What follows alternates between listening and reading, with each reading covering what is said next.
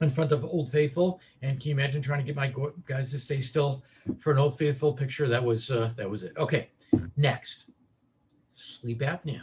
Well, what do you think caused it? Obesity, number one. And lo and behold, which group of occupation has the greatest rates of obesity in the United States? There you go, public safety, right? So you're going to see this a lot in those types of individuals, right? And so that's one of the things that you think about when you're thinking about that body mass index and that sleep apnea, okay? And I think we've talked about some of this before, but just general reminder, right? That obesity according to age group, right? And then you see in children, and what's going on here is as the years have been going by, look at the rates of obesity going up in the world, right? Look here, look, right? This is boys and girls, this is men and women, and what you see is what's the rates of obesity, right? You can see it's going up and up, and that's going to translate to more hypertension, more diabetes, more sleep apnea, right? And you're going to see more disability, right? 1990, 2015, look at the rates of disability are going up because of the sleep apnea, right? Now, in law enforcement, I've told you that they tend to be higher weights, right? And there are studies that show that it's more common and sleep apnea is very prevalent. And by the way, the U.S. Court of Appeals said that there's no automatic impairment for obesity, and that the ADA is an anti-discrimination, not a public health issue. So if somebody's having troubles with sleep apnea, it's not like you're running up against an ADA issue and you have to accommodate this. No way. You have to have a safe work environment, right? Okay, so let's talk a little bit about some of the additional literature on this and what it's saying and what we think about, okay? I keep trying to lose weight, but it keeps finding me. Or here's another one way to lose weight. The complaint department knows Ark, you only brought 2 ants. That's going to drop your weight. Let's take another look at some of these risks, right? So sure enough, here's the difference between then and now. 1990, big television, little guy. Here, little television, big guy, right? That's the changes, okay? So we go to the 5th edition of the AMA guides. There's a section on obstructive sleep apnea. It's in the pulmonary chapter, right? That's probably the most common area in medicine that we talk about it. And I know that sometimes people will also go and look at other parts of the AMA guides, including neurology chapter, which is fine, but this is really the home of obstructive sleep apnea, right? And if you have obstructive sleep apnea, then you need to know it's operating, right? And don't forget, if there's no sleep apnea, this could be other things, right? Now, I want to highlight a couple things here. Very important. Listen, very important. If they have sleep apnea, okay, that's clear. If they have sleep complaints, but you don't find sleep apnea, well, then this could be, and the patients will usually say this, oh, it's just because I hurt. My back hurts when I'm sleeping, right? Or this could be I'm stressed out, right? So those are activities of daily living that are impacted by an orthopedic or psychiatric problem. I'm going to say that again. It's very important. If somebody has sleep complaints, what you really want to do is, okay, do they have sleep apnea, right? Because that makes a big difference on what we're doing. And if not, they may not have an internal medicine diagnosis, but they may have some sleep complaints that are due to orthopedic difficulties or psychiatric difficulties, which are in activities of daily living impacting those people, and therefore should be impacting those ratings, right?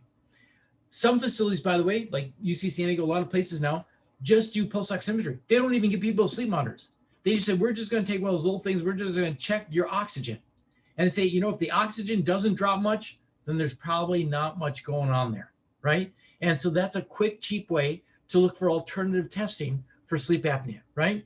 And there's other ways that you can do it with other testing, which is called a psychomotor vigilant test. There's all kinds of stuff. But mind you, what's important to keep in mind is that there's still the portable units, the simple units. You don't need that overnight sleep study, okay? Okay, rest stop. All right, so let's talk about some of these other diagnoses, right? If you can't hibernate, I'm going to refer you to a sleep disorder clinic. All right, so here we go. So one you may have heard about is restless leg syndromes, which could be associated with cardiovascular disease. When you hear restless legs, consider the SSRIs, right? Which is like Prozac and all those types of medicines. Anxiety will do it, iron deficiency, and you can often treat this with gabapentin, right? So restless leg syndrome could be something that's operating. And if you have a restless leg syndrome, that's going to be the kind of thing that might require different kind of treatment, right? Here's a difficulty. If this guy had restless leg syndrome, I'm afraid this restless leg syndrome, that'd be bad, okay? Other diagnosis like sleeping at work, okay? So here we go. Let's take a look at some of the sleep apnea literature. These are just little bullet points of different studies that I just want to show you about some of the stuff out there. I don't expect you to remind all this. You got the handouts and stuff, but just little bullet points to let you think about what is sleep apnea and how does it impact you, okay? All right, so here we go, right? So we talked about the obesity estimate, right? Exercise reduces sleep apnea even if you don't lose weight. Why? Because if you start doing good regular exercise, it starts tightening the muscles, toning the muscles in your body, and that includes the muscles of your neck. So those airways are going to open up more, right? One study found 21% of commercial drivers had sleep apnea, right? It happens a lot. Asthma, if somebody has reactive airways asthma, that could increase the risk, right? And don't forget, when patients say, well, you know, sleep apnea, I can't tolerate that machine, right? Well, there's other tricks besides CPAP machine. There's these jaw devices, there's positional things you can do. So there are other treatments for sleep apnea if you have somebody and they say they're having trouble with it, right? Other information in the literature on sleep apnea.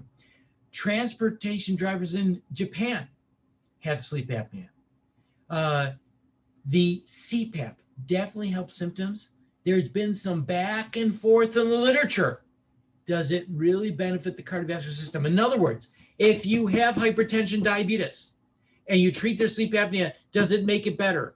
So some of the literature says yes, some says maybe not, right? But we do know that if you have somebody on CPAP and you stop it, their blood pressure goes right back up, right? So we do think overall, and I certainly do think, that treating it makes a difference, right?